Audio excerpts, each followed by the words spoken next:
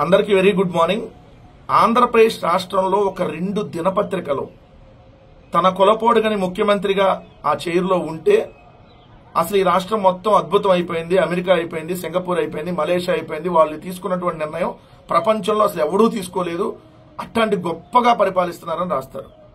అదే గాని తన కులపోడు ముఖ్యమంత్రిగా కాకుండా పక్కన కులమతను గాని ముఖ్యమంత్రిగా ఉంటే అది ఎవరైనా ఉండండి, వాళ్ళు రాసేటటువంటి రాతలు ఎలా ఉంటాయంటే అసలు ఈ రాష్ట్రం అడుగు తినిగిపోయింది, శ్రీలంక అయిపోయింది, వాళ్ళు తీసుకునే ప్రతి నిర్ణయం తప్పే, ఇట్టా ఎందుకు చేస్తారు, అసలు ఇలా చేయొచ్చా అని చెప్పి పెద్ద పెద్ద కథనాలు రాస్తారు. ఈరోజు అదే ఈనాడు అనేటటువంటి ఆ రోత నాడులో వచ్చినటువంటి కథనం ఫస్ట్ పేజీలో 40% మార్కెట్ కమిటీల్లో మహిళలకే సారథ్యం, తెదాపాకు 68, జనసేనకు 14, భాజపాకు 3, 34% చైర్మన్ పదవులు బీసీలకే, ఎస్సీలకు 12 ఇచ్చారంట, ఎస్టీలకు 4 స్థానాల్లో ప్రాతినిధ్యం కల్పించారు. 2 విడతల్లో మార్కెట్ యార్డ్ కమిటీలకు సంబంధించి మార్కెట్ యార్డ్ చైర్మన్లకు సంబంధించి దాంట్లో 85 మొత్తం 2 విడతల్లో వాళ్ళు అనౌన్స్ చేస్తే దాంట్లో 34 చైర్మన్ పదవులు మహిళలకు దక్కాయి. అంటే 40% ఆడపడుచులకే కేటాయించినట్లయింది, మహిళలకే సారథ్యం వీళ్ళు పెట్టిన హెడ్డింగ్. మరి జగన్మోహన్ రెడ్డి గారు అధికారంలో ఉన్నప్పుడు అసెంబ్లీలో చట్టం తీసుకొని వచ్చారు, మహిళలకి 50% నామినేటెడ్ పదవులు, నామినేటెడ్ వర్కుల్లో అవకాశం కల్పిస్తూ అసెంబ్లీలో చట్టాన్ని తీసుకొని వచ్చి ఏదైతే సర్పంచుల దగ్గర నుంచి అదేవిధంగా మున్సిపాలిటీలకు సంబంధించినటువంటి మున్సిపల్ కౌన్సిలర్లు, వైస్ చైర్మన్లు, చైర్మన్లు, కార్పొరేషన్లకు సంబంధించినటువంటి కార్పొరేటర్లు, ఏదైతే డిప్యూటీ మేయర్లు, అదేవిధంగా ఎక్కడైతే వ్యవసాయ మార్కెట్ కమిటీ చైర్మన్లు, రాష్ట్రం మొత్తంలో ఉన్నటువంటి అన్ని నామినేటెడ్ చైర్మన్లకు సంబంధించిన నామినేటెడ్ పదవులకు సంబంధించినటువంటి విషయాల్లో అన్నిటిలో మహిళలకు 50% ఇచ్చి చట్టాన్ని తీసుకుని వచ్చి మహిళలకి కొన్ని చోట్ల 50, కొన్ని చోట్ల 55, కొన్ని చోట్ల 60% కూడా ఏదైతే మున్సిపాలిటీలకు సంబంధించినటువంటి చైర్మన్లు, వైస్ చైర్మన్లు, ఎంసీఎల్లో కొన్ని చోట్ల 60-65% కూడా మహిళలకు ప్రాధాన్యత కల్పిస్తూ జగన్మోహన్ రెడ్డి గారు 2019 నుంచి 24 దాకా పరిపాలన చేస్తే వీళ్ళు రాసినటువంటి వార్తల మహిళల మీద, మహిళలు ఎక్కడో తక్కువ స్థాయిలో ఉన్న మహిళలను తీసుకుని వచ్చి పెట్టారు, ఏం పరిపాలిస్తారు వీళ్ళు, ఏదో డమ్మీలుగా పెట్టారు, అది అని చెప్పి ఇదే పత్రికలు రాసి ఈ రోజు వీళ్ళు 40% కేటాయించారంట. అది కూడా ఓన్లీ మార్కెట్ యార్డ్ కమిటీలకు సంబంధించిన దాంట్లో 85 అనౌన్స్ చేస్తే ఇంకా చాలా ఉన్నాయి, 130 ఇంకెన్నో అనౌన్స్ చేయాల్సింది. దాంట్లో 85లో ఓన్లీ 40% ఏదో మహిళలు కేటాయిస్తే ఇట్లా పెద్ద వార్త. వీళ్ళు అసలు మహిళలను ఉద్ధరించేసినటువంటి వాళ్ళు, ఆడపడుచులకు పట్టము, పట్టాభిషేకం, మహిళలకు పట్టాభిషేకం అన్నట్టు వార్తలు. అదే చెప్పాను కదా, తన కులపోడు కదా ముఖ్యమంత్రి. ఇప్పుడు వాళ్ళు ఏం చేసినా కూడా అసలు ఇంత చేసినా కూడా చాలా బ్రహ్మాండంగా చేశారని చెప్పి చూపించి తప్పుదోవ పట్టించేటటువంటి కార్యక్రమం. ఇదే మహిళల మీద రోజు దాడులు జరుగుతున్నాయి, రోజుకొక అత్యాచారం, 2 రోజులకు ఒక హత్య ఆంధ్రప్రదేశ్లో జరుగుతున్నాయి. 1 గంటకు 3 అమ్మాయిల మీద, ఆడపడుచుల మీద అఘాయిత్యాలు జరుగుతా ఉన్నాయి. ఈ వార్తలు ఎక్కడా రాయరు.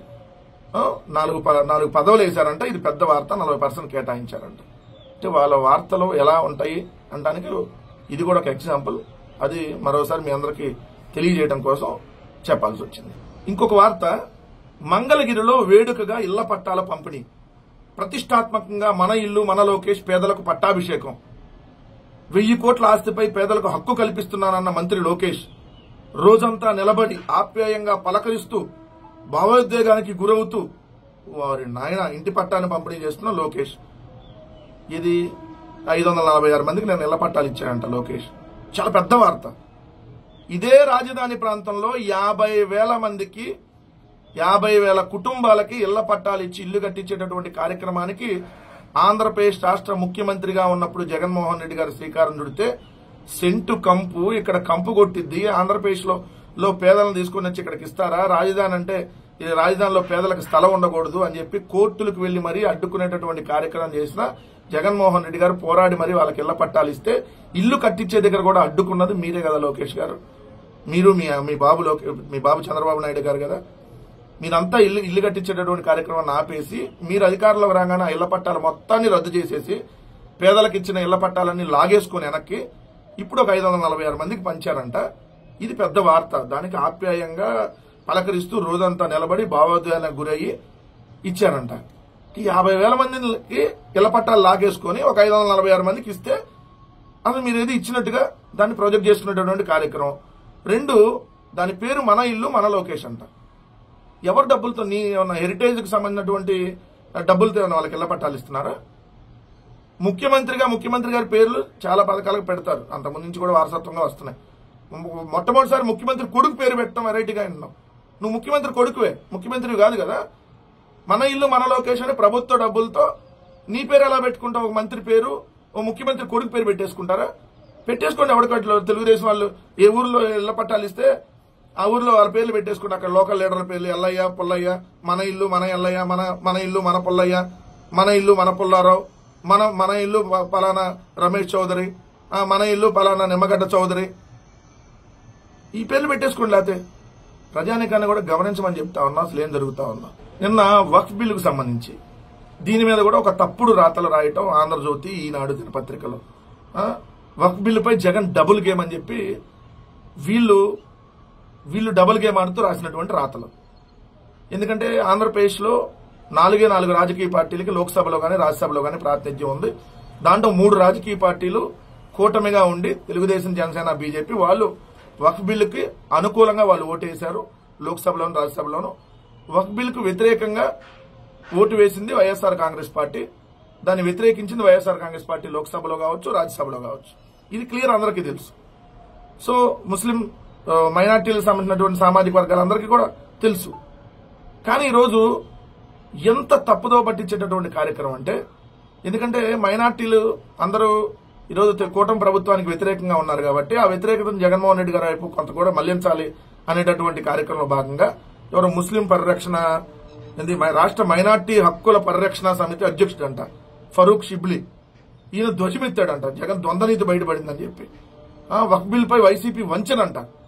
ఏమి హెడ్డింగ్లు రా నాయన, కడుపుకి అన్నమే తిని రాస్తున్నారా, ఇంకేమైనా తిని రాస్తున్నారా? మనిషికి ఒక మాట గొడ్డుకో దెబ్బ అని సామెత ఉంటుంది మన దగ్గర. మీ ఎల్లో మీడియా వాళ్ళకి ఏ విధంగా మనిషికి చెప్పినట్టు చెప్పినా అర్థం కాదు, గొడ్డుకి చెప్పినట్టు చెప్పినా అర్థం కాదు. మీకు రోజు ఇదే తప్పుడు వార్తలు. ఎవరు వంచింది మైనార్టీలని? మీరు కదా. వక్ఫ్ బిల్లుకు వ్యతిరేకంగా మేము ఈరోజు వ్యతిరేకంగా ఓటు వేస్తే వక్ఫ్ బిల్లు సమర్థించిన వాళ్ళు కదా వంచిన వాళ్ళు. ఈ షిబ్లీ ఆయన ఎవరు, ఆయనకు కనీసం తెలుసుకో. వాళ్ళు తెలుగుదేశం వాళ్ళు స్క్రిప్ట్ రాసేయంగానే చదువుకోకుండా గుడ్డిగా ఏది పడితే అది మాట్లాడటం కాదు. సో వక్ఫ్ బిల్లుకి వ్యతిరేకంగా లోక్సభ, రాజ్యసభ రెండిట్లో వైఎస్ఆర్ కాంగ్రెస్ పార్టీ ఆ బిల్లును వ్యతిరేకించింది. ఇది క్లియర్. మీరు ఎన్ని తప్పుదో పట్టించేటటువంటి వార్తలు రాసినా సో మైనార్టీ సోదరులకు అదన్నీ తెలుసు. ఆంధ్రప్రదేశ్ రాష్ట్ర సచివాలయంలో అగ్ని ప్రమాదం, ఇది ఇంకొక వార్త. అక్కడ మంత్రుల ఛాంబర్లో, ఉప ముఖ్యమంత్రి ఛాంబర్లో, అంటే మీరు నాదెండ్ల మనోహర్, ఆనం రామనారాయణ రెడ్డి, అట్లానే నారాయణ, పవన్ కళ్యాణ్, హోంమంత్రి అంతా వీళ్ళందరూ ఛాంబర్లు ఉన్న దగ్గర ఆ 2వ బ్లాక్ లో అగ్ని ప్రమాదం జరిగింది. చాలా సీరియస్ అంశం ఇది. ఒక రాష్ట్ర సచివాలయంలో ఇంతమంది మంత్రులకు సంబంధించిన దగ్గర అగ్ని ప్రమాదం జరిగితే మరి ఇప్పుడు ఆ ఎల్లో మీడియా పత్రికలు రాయాలి కదా, ఏం ఫైల్ తగలబెట్టారు ఉప ముఖ్యమంత్రి గారు, హోంమంత్రి గారు, లేదంటే మంత్రి నారాయణ గారు, కందుల దుర్గేష్ గారు, మనోహర్ గారు అని చెప్పి రాయాలి కదా. రాష్ట్ర ప్రభుత్వానికి సంబంధించినటువంటి అత్యంత కీలకమైన ఫైళ్లను తగలబెట్టడానికే అగ్ని ప్రమాదం జరిగిందని ఎందుకు రాయట్లేదు వార్తలు? పక్కనాడి ఇంటి దగ్గర ఏం జరిగినా, పక్కనాడి ఇంటి బయట ఏదో సిగరెట్ తాగేవాడు నాటి పక్కనేసి ఆ చెత్తేదన్న అంటుకున్నా ఫైలు తగలబెట్టారనేటటువంటి గాలి వార్తలు రాశారు కదా గాలి మీడియా వాళ్ళు. మరి ఇప్పుడు రాయాలి కదా వార్తలు. ఎక్కడ మీ అధికారంలో ఉన్నప్పుడు మదనపల్లిలో ఫైల్స్ తగ్గదమైనా మొత్తం పెద్దిరెడ్డి గారు తగలబెట్టించేశారని చెప్పి గాలి వార్తలు రాసి దాని మీద డీజీపీ గారిని కూడా పంపించాడు కదా చంద్రబాబు నాయుడు గారు. ఇప్పటికీ స్టిల్ దాని మీద మాట్లాడుతూనే ఉన్నారు కదా, మొత్తం అబద్దాలను ప్రచారం చేస్తా. ఎస్, మాకు కూడా అనుమానాలు ఉన్నాయి. మరి అంత రాష్ట్ర సచివాలయంలో అగ్ని ప్రమాదం జరగటం ఏంటి? ఏం ఫైల్ తగలబడలేదని మీరు ఎట్లా చెబుతారు? సో తగలబడ్డాయి అనేది మా అనుమానం. మరి హైకోర్టు సిట్టింగ్ జడ్జితో విచారణ చేయిస్తారా? ఖచ్చితంగా అడుగుతా ఉన్నాం మేము. ఆంధ్రప్రదేశ్ రాష్ట్ర సచివాలయంలో జరిగిన అగ్ని ప్రమాదం మీద ఖచ్చితంగా మాకు అనుమానాలు ఉన్నాయి. ఏ ఫైల్స్ తగలబెట్టారు అక్కడ? ఎందుకంటే మీరు జగన్మోహన్ రెడ్డి గారి ఇంటి బయట ఏడ రోడ్డు మీద దానికి సంబంధించి ఎక్కడో తగలబెడితే మేమేదో ఫైల్స్ తగలబెట్టారని చెప్పి గాలి వార్తలన్నీ ప్రచారం చేశారు కదా. ఇప్పుడు మరి కడుపుకి అన్నం తినే రాయాలి కదా వార్తలు. అప్పుడు గడ్డి తిని రాశారు కదా, ఇప్పుడు కూడా ఆ గడ్డి తిని మరి వార్తలు రాయాలి కదా.